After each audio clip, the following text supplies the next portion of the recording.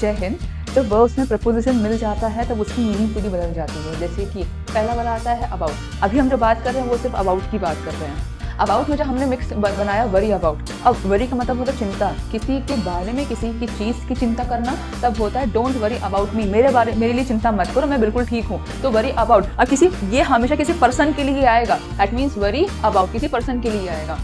About के पहले ask लगा दिया। आस्क मतलब होता है पूछना। अभी हम उसको करे हुए थे लास्ट में। आस्क मतलब पूछना, तो he ask about her family, उसने अपने परिवार के बारे में पूछा। तो अबाउट यहाँ अगेन पर्सन आ गया और आस्क मतलब पूछना।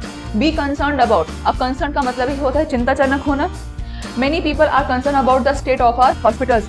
कई लोग चिंता कर रहे हैं कि यहाँ की जो हॉस्पिटल की स्थिति है वो अच्छी नहीं है।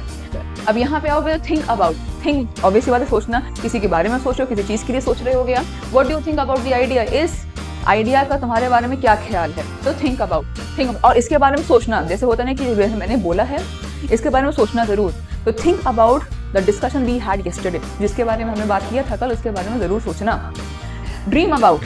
क्या तुमने ड्रीम किया था। सारा dreams about becoming a ballot dancer. ये वो ड्रीम नहीं है नींद में देखा और सुबह भूल गए, जी नहीं। आप अपने आप को कहाँ देखना चाहते हो, तुम्हारा सपना क्या है आगे बनने का, उसको कहते हैं ड्रीम अबाउट। कि सपना देखो, बनो, करो, इसके लिए मेहनत करो। नेक्स्ट आता है नो अबाउट। अब नो का मतलब जानकारी होना, नॉलेज होना। We don't know anything about this, हमको इसके बारे में, इस जगह के बारे में कोई जानकारी नहीं है। तो नो का मतलब हो गया जानकारी, और अबाउट में किसी चीज़ की, तो किसी चीज़ की जानकारी होना, तब हम बोलते हैं नो अबाउट। Care about. तो केयर अबाउट, अब किसी के बारे में आप चिंता कर रहे हो, किसी के बारे में आप उसका ख्याल रख रहे हो, तब यहाँ पे बोलते हैं ही ऑलवेज केयर्स अबाउट मी। अब यहाँ पर आपने एस भी लगा दिया तो कोई गलत नहीं है, पर जैसे कि यहाँ पे ही लगा तो सिंगुलर है, ऑलवेज इसीलिए यहाँ पे एस लगा होगा, और इसलिए यहाँ पे एस लगा, बिकॉज हमारा जो सब्जेक्ट है वो क्या है, मैं यहीं से सिखा दूंगा आपको। अगर ये सिंगुलर है तो आगे आने वाला जो वर्ब होगा वो भी सिंगुलर होता है, और वर्ब को सिंगुलर बनाने के लिए हम उसमें एस या ई एस को ऐड करते हैं। अब आर्ग्यू अबाउट। आर्ग्यू का मतलब क्या होता है, किसी से झगड़ा करना, किसी से बहस करना, आर्ग्यूमेंट।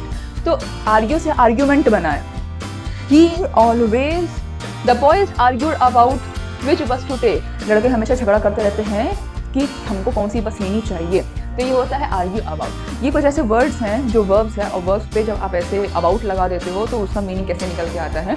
तो अबाउट जो सेंस निकालता है वो ये है कि किसी के बारे में, किसी के लिए आप चिंता कर रहे हो। वो पर्सन भी हो सकता है, वो कोई सामान भी हो सकता है, जैसे कि यहाँ पर था, यहाँ पे हॉस्पिटल्स की बात कर रहे थे, तो वो हो सकता है, डिपेंड करता है। तो यहाँ पे ये ऐसे वर्ड्स हैं जो वर्ब्स प्लस प्रपोजिशन निकल के आता है। ऐसे ही मिलते हैं नेक्स्ट वर्ड्स के साथ। जय हिंद।